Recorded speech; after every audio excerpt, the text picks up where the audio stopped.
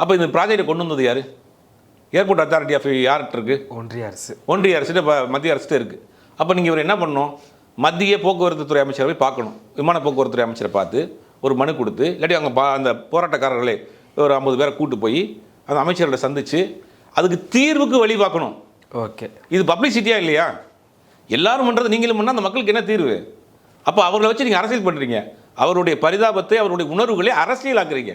வேறு என்ன இருக்குது? தீர்வு என்ன இருக்குது? நீங்கள் உண்மையிலேயே அந்த மக்கள் மீது ஒரு நம்பிக்கையும் ஒரு பற்றும் கொண்டு இருந்தீங்கன்னா அவங்கள கூட்டிகிட்டு போய் டெல்லியில் உட்கார வச்சு அமைச்சரை பார்த்து அங்கே மனு கொடுத்து, இதை இந்த மாதிரி 900 நாளைக்கு மேலே போராடிட்டு இருக்காங்க, அவருடைய நீர்நிலைகள்லாம் அங்கே இருக்குது, விவசாய நிலம் இருக்குன்றாங்க, அவங்க வேறு பக்கம் மாற்ற முடியாதுன்றாங்க, இந்த ப்ராஜெக்டை நீங்கள் மாற்றுங்க, அடுத்த ப்ராஜெக்டை வேறு இடத்துல மாற்றுங்க அப்படின்னு ஏதாவது ஒன்று வந்து சொல்லணுமா இல்லையா? அது பிரச்சனைக்கு உண்டான சொல்யூஷன். இப்போ எல்லா கட்சிகளும் பேசுகிறத நானும் போய் பேசிட்டு வரங்கனால என்ன பயன்? அப்போ மற்ற அரசியல்வாதிட்டு உங்களுக்கு என்ன வித்தியாசம்? அவங்களும் களத்தில் இருக்கிறாங்க, அந்த மக்களோட போய் நிற்கிறாங்க. நீங்கள் வேனில் வந்துட்டு வேனில் ஏறி போகிறதுக்கு அவர்களே பெட்டரா இல்லையா?